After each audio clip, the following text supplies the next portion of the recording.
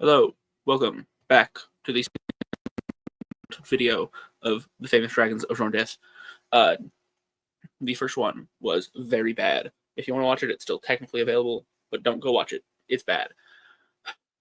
So, Dragon Week, long over. I realized that I couldn't let myself upload that and not make a. The ideas in this video are very good. The audio quality in the last video was very bad, so I have to do this way.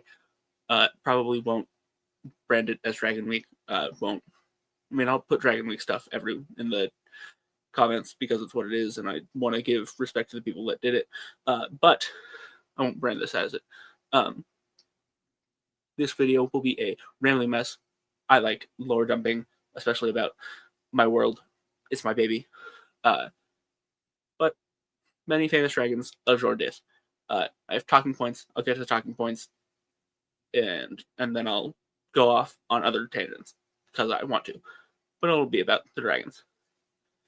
Don't know how long it'll be. Last one was about 45 minutes. This one will be probably similar in length, maybe a bit longer. So let's get started. We're starting with Izek, the first godly dragon known as the Wyvern King. Despite their title, status, and power, Izek was extremely small, no larger than a large dog, small in D&D terms. They were strong enough to fight against the gelatinous Q hive mind, on near equal ground, and they only lost because the gelatinous Q hive mind was a truly massive creature, and again, very small creature. And also, as a gelatinous cube, it's pretty good against acid damage. Approximately 60 years ago from the start of the main story, Izek was killed by a wizard's guild named High Grade. I think it was 60 years. I think. I may have fucked that up when I was writing. I don't know. And next, the second godly dragon, Io, the possibly strongest creature ever to exist on the Prime material, even though they never reached their prime. One of their powers was the creation, one show of their powers was the creation of the other three great dragons, Bahamut, Sardior, Tiamat, from their scales. And in the years between the death of Izek and the ascension of Io, they spent their time gathering power and then showing it off and becoming the next godly dragon. For 200 years, I think the longest age in Jeor'n-Dith, maybe not, one of the longest ages in Jeor'n-Dith, was the era of the great dragon god. The era where Io ruled. Second longest age of Jeor'n-Dith to date, only 50 years shorter than the current era of mysteries. Second longest. I wrote that down. In the last decade of the era of great dragon god, Io fought against the King of Terror, Eric Huss, actual D&D lore. However, in my version, Io won, but died later.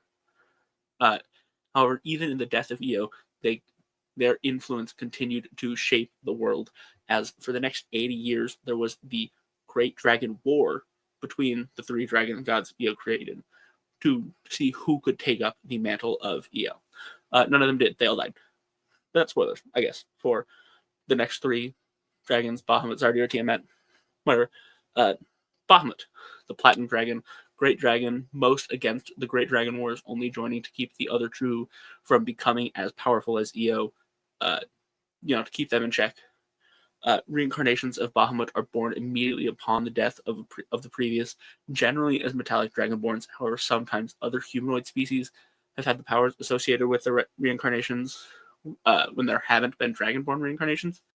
So, Sardior, the Ruby Dragon, not against the Great Dragon War as much as Bahamut because of the near destruction of his children, as they are dragon scales and gems. However, he would have liked to talk instead of having the war, but he was not. He would have fought anyways if it was necessary. Legends talk of a true child of Sardior that is not yet hatched, and I have 12 stat blocks for this reincarnation. one per stage of life, and not just like young or wormling, young, adult, ancient, great worm. There's so many more in between that, and they're all real weird. I don't know. Then there's Tiamat, the chromatic dragon, even the Great Dragon. That was the main reason for the start of the Great Dragon Wars, as obviously the other two weren't. Not for a noble reason like Sardior, but rather she believed that dragons were the strongest creatures in all of Jeor'n-Dith and deserved to be the only creatures in Jeor'n-Dith. After her death, Tiamat was sent to the ninth level of... sorry. After her death, Tiamat was sent to the 9 hells, stripped of her colors and heads, and eventually growing in power to become the archdevil of the 8th hell, known as Atima, which is the letters of Tiamat rearranged. And that's it. And now we're getting on to the Warden Dragons. The Warden Dragons are ideas created by Pointy Hat. And I stole them because I could. And they're free. There are 14 probably, maybe 15 with the Mystic. I wrote this before I wrote this before the Scion, I guess it's called, came out for 5.5, and actually looked like it was going to become a real thing.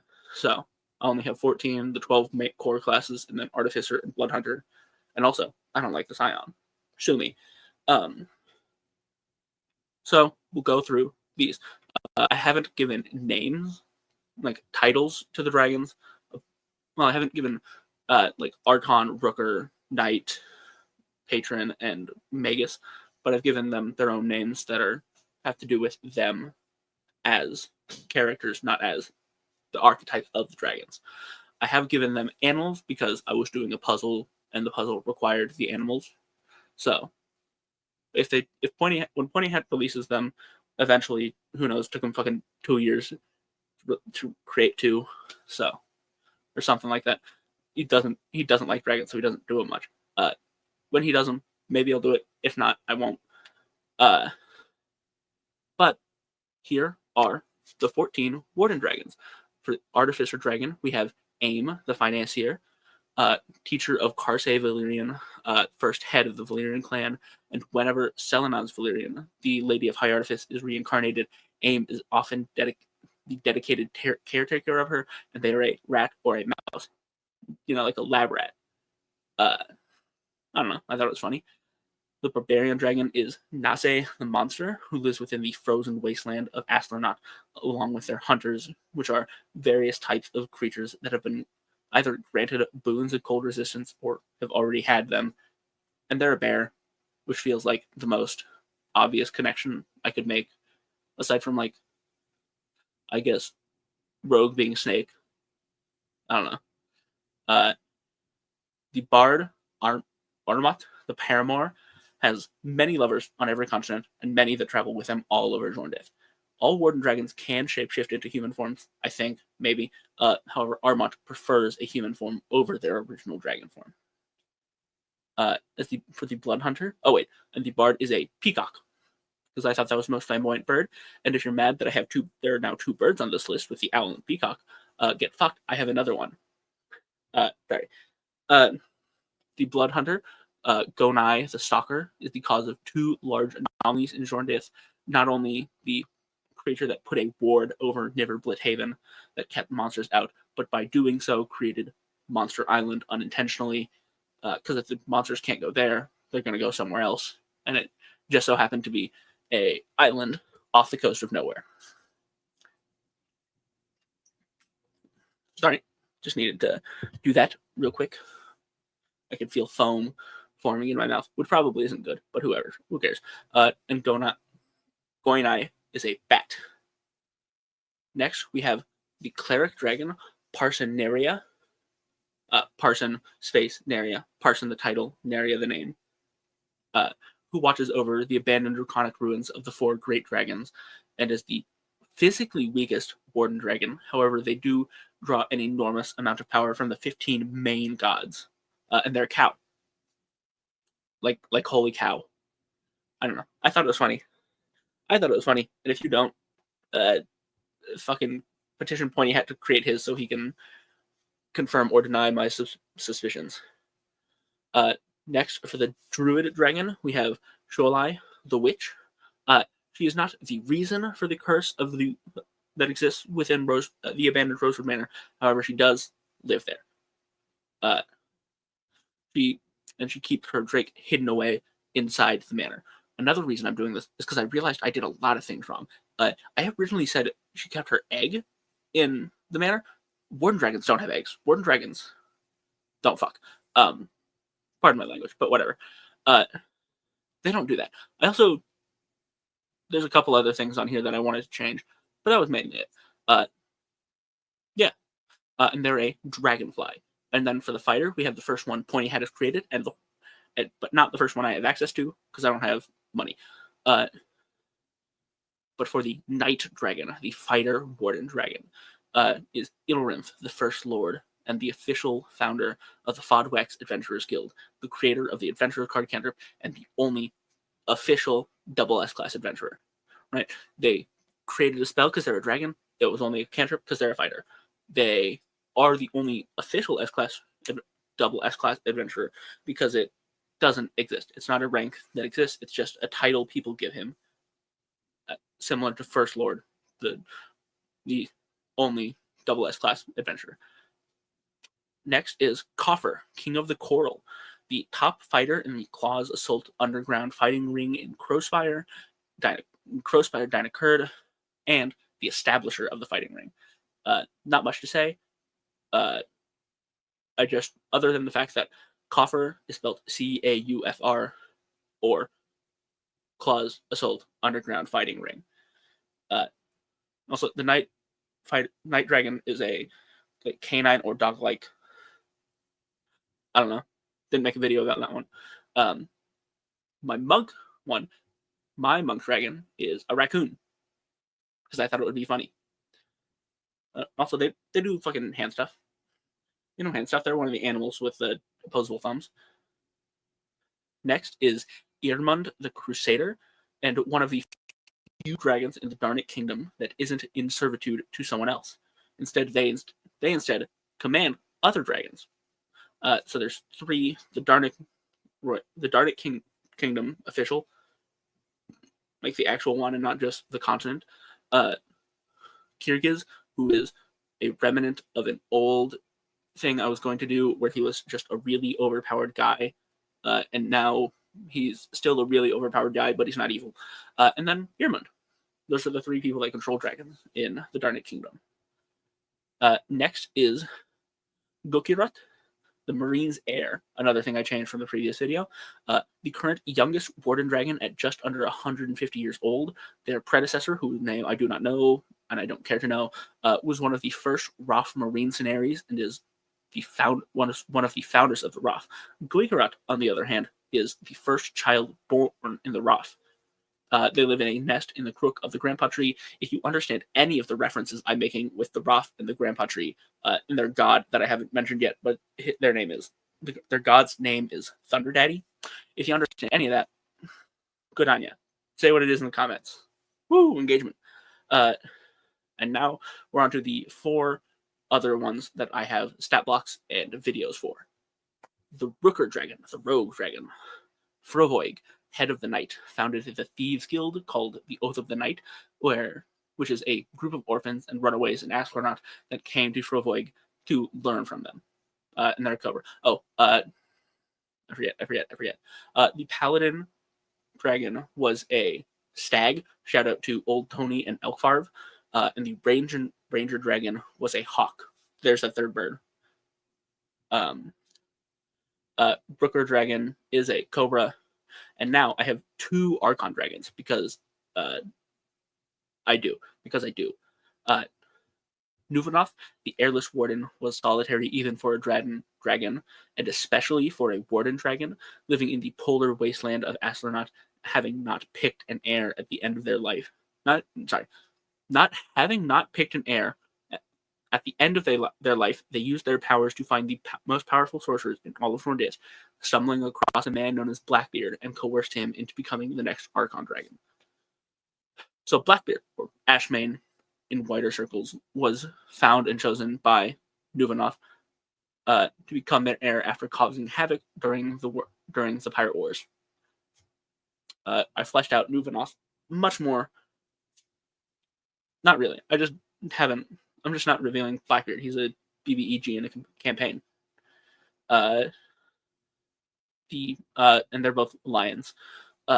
The patron dragon, Uvenal the sponsor, at the core of a plot to bring them back from the astral plane where they were banished after trying to take over the prime material. They're a squid or octopus, some form of not crustacean. I don't know what they're called, but whatever. Next is the Magus dragon, Oriquium, eternal magician, the mayor, again unwanted but given title of the town of Crisford on the continent of Fodwick. He has a more than strong dislike for warlock sorcerers and clerics, calling them nepotistic, dick-sucking assholes. Their words and mine. They believe them. I wrote them. And that's the last of the Warden dragons. So next we'll be moving on to the Meginothers, who are dragons in the same way that like Jormungandr is, in that they're not, but they're big mythic reptiles. So I'm putting them in because I want to talk about them. I put a lot of work into them, and I want to talk about them. So there's 22 planes and 31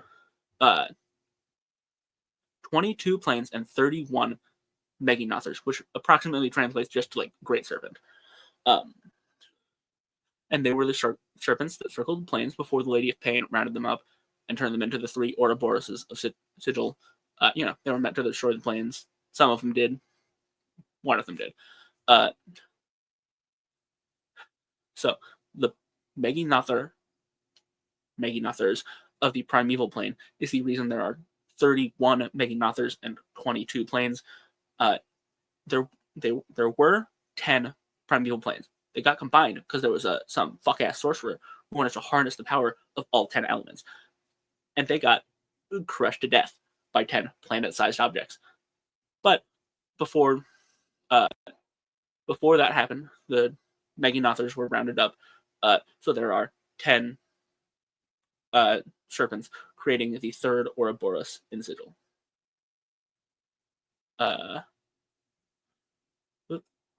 Doesn't matter, but I messed up. There we go. 3rd. Never mind, I didn't. The 2nd Ring of Sigil. Sorry. The Feywild. The Meginother of the Feywild split evenly between 4 segments: vibrant green, orangish red, stark white, and a collage of pinks, purples, and blues. Obviously, the seasons. These segments flow through the snake, so the head will be green, and then orange, red, and then white, and then pink, purple, blue, and then it'll keep going through just like that, all through the snake. And then go to the Shadowfell. Meginother of the Shadowfell, a very normal-looking snake, very just dark purple scales, and an aura of darkness surrounding it. Named by the people of the Shadowfell as Astracure the Eclipse Worm, they were one of the Pentology, along with Lotan Vanta, the Void Spawn Behemoth, Eclipse, the Shadowbat, Duskworn, the Withered Unicorn, and Concorpse, the Necrolich Lion. Very cool, if I do say so myself, which I will. I'll suck my dick if I need to. The Looking Glass.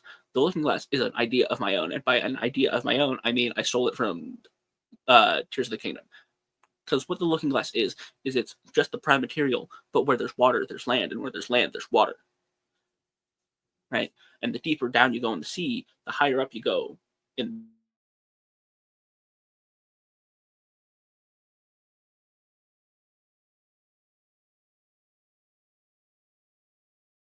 seemingly mishmash of the scales that are on the Meginother of the prime material, which we will get to now. The oldest looking great serpents, they have scales that reveal a beautiful gradient. Fuck. When looked at from a distance. What does that mean? I don't fucking know. Sure, I wrote it. I don't fucking know what it means. Next is Mount Celestia. Meganauthor of Mount Celestia is a white snake with a gold underbelly, bright blue eyes, and a long blonde mane of hair, despite being a reptile, and a halo of swords. Made from light sticking out behind it. Fuck. Bad with words. Give me just a second.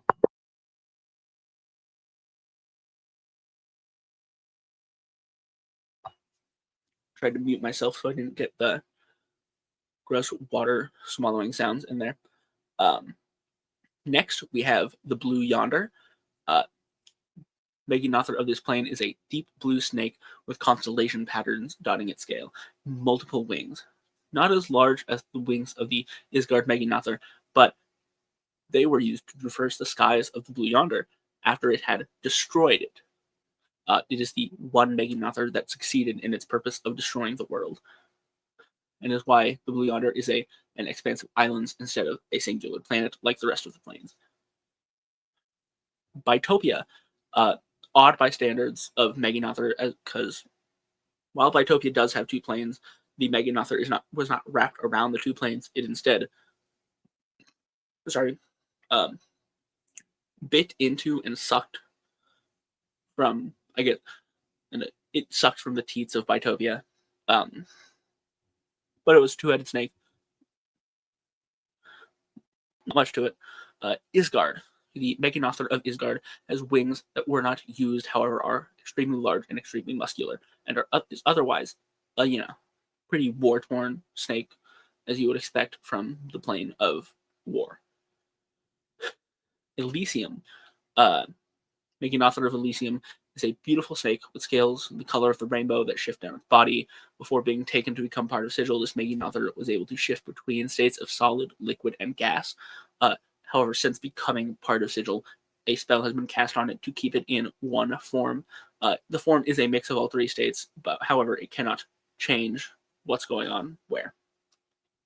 The Everbright is an iridescent serpentine dragon with wings that resembled sunlight refracted through a prism. Its eyes act as spotlights illuminating miles in front of it.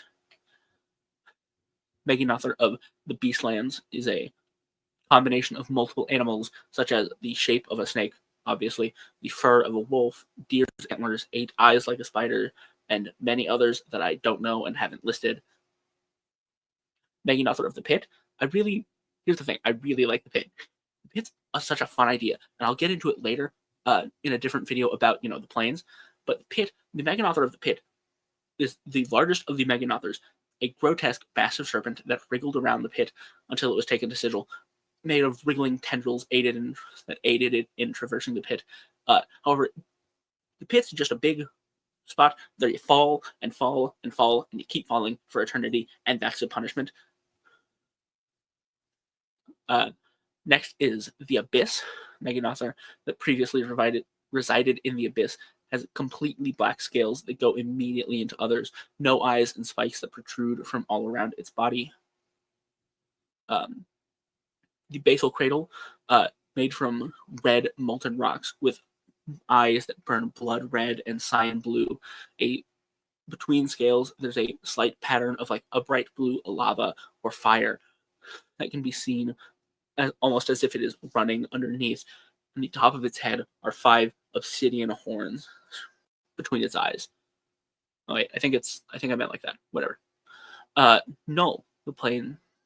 Null's Meganauthor, a reflection of its home plane, and as such appears to be a collection of the many legendary beasts that have been forgotten about by the people who created their legends, or people who heard their legends. The Fourfold Furnace resided. The Meganauthor that resided around this plane has scales that appear to be made of metal and has been superheated red or white. Not much to this one. A couple of them have more to them than others. That's just how things go. Like the Nine Hells, which is the largest one I've written. The Meganauthor of the Nine Hells reflects all 9 layers equally. The head appears to be cracked rocks with goat horns. The next seems to be opaque glass. The third is a deep velvet red, as smooth as ice and as cold as it too. The section that represents the fourth looks like fur that has been matted by blood.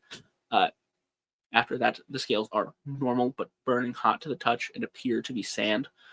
The following portion comes across as being covered in snow. The penultimate is pitch black scales with spikes protruding out of them as if it was from the abyss. And the final part that represents the eternal hell also has pitch black skulls, but with a dull, light blue glow emanating from underneath. I'm not sure if you can see my hand over here. Can't see myself. The Meganother of Grave is a green snake that, as you progress down its body, becomes more and more destroyed, starting off normal as a normal deep green, and then losing more flesh and scales until it's eventually the skeletal tail of the snake, uh, where the flesh would be replaced by a spectral, transparent green, physical but transparent nonetheless. The Meganother of Mechanus was not a biological being, instead created by a mortal at the inception of the world to destroy it in the faraway future. And you may think, why would someone do that? First off, people are bad. Look at American politics, but we're not getting into that. Also, one of the fun things I've seen about Mechanus and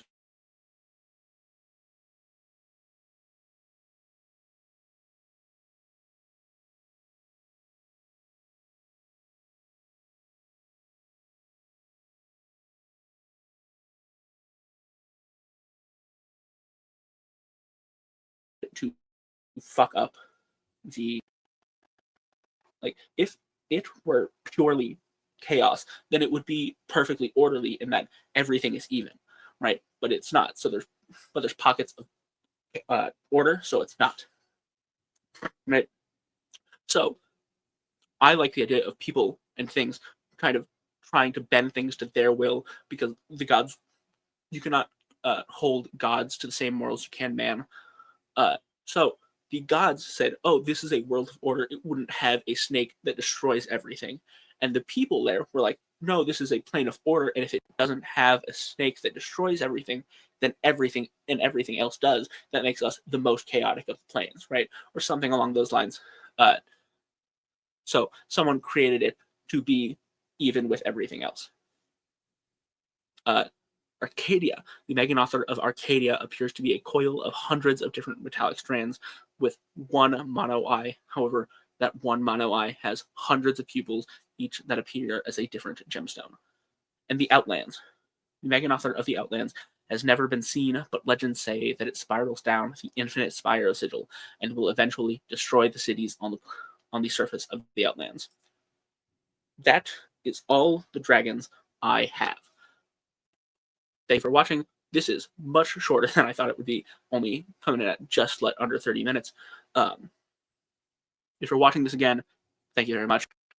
I'm sorry you had to sit through that first one. It was very bad. That is all I have to say. I'm just going to keep talking just to let it play out so I can get time for the cards without them overlapping with everything else. I'm probably good now. Thank you to everyone who's watched this. Thank you to Jeor'n-Dith, who liked my tweet about the original video. That's right, I'm famous. I got liked by a middling tier, middle to high tier D&D YouTuber. That's right. I didn't get liked by Brendan Mulligan or like Matthew Mercer, who I would classify as like high end. But Jeor'n-Dith, pretty up there. More subscribers than I could ever hope to have. Thank you for coming. I'll work on other things now that I have a good microphone that actually records things well. That's all. Bye.